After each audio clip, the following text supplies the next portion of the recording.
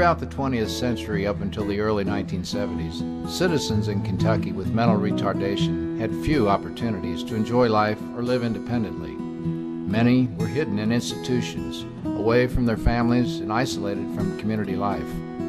Others were abandoned by overburdened families and lived on the streets or in penal institutions. Abandoned or discarded, the life of an individual with mental retardation or other developmental disability was difficult in our society. Fortunately, times have changed.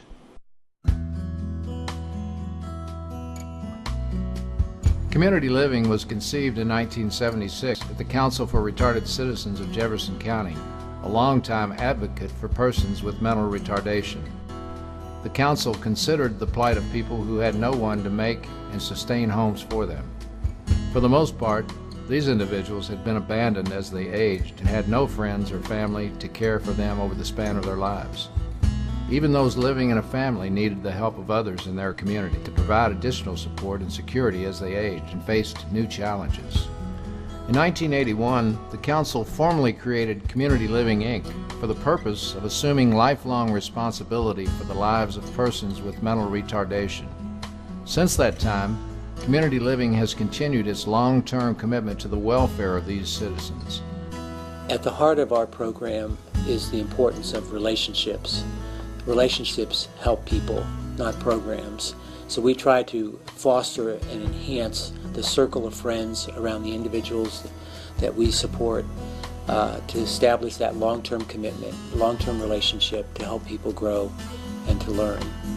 And that's really at the heart of community living. Community living's success is in the faces and stories of the clients we serve.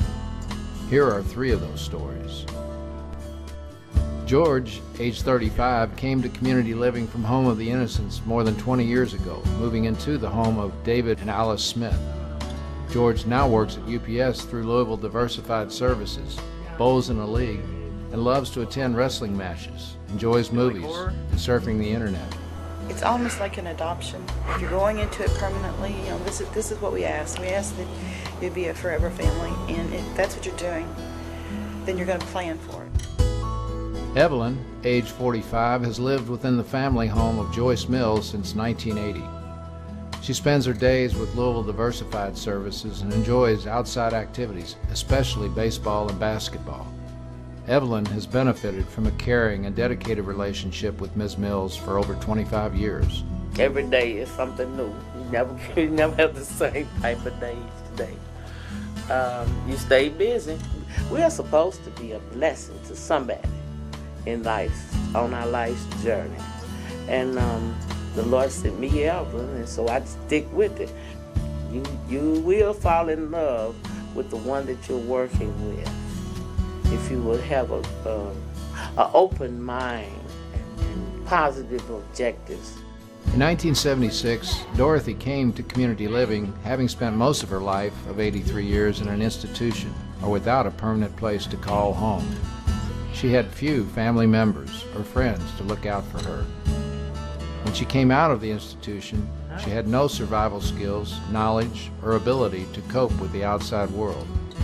Thanks to Community Living, Dorothy now has her own home and spends time with a close-knit group of caring friends and volunteers. I met Dorothy Rice actually about 13 years ago. The Community Living was having a picnic down on the waterfront, and she was singing.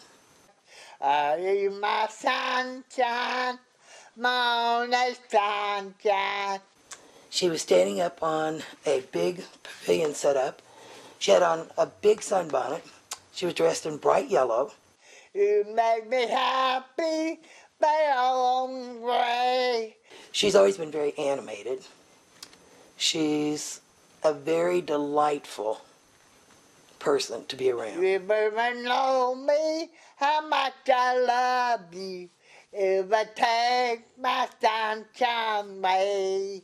That was very good. That was wonderful, Dorothy.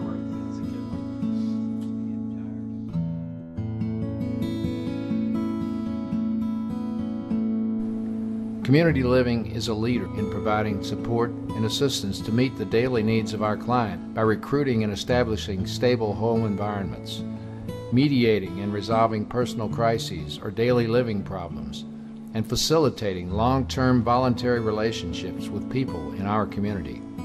At the heart of community living's mission and vision is a personal relationship between the individuals who need support and the families, volunteers, advocates, guardians, and dedicated direct care staff who provide that support.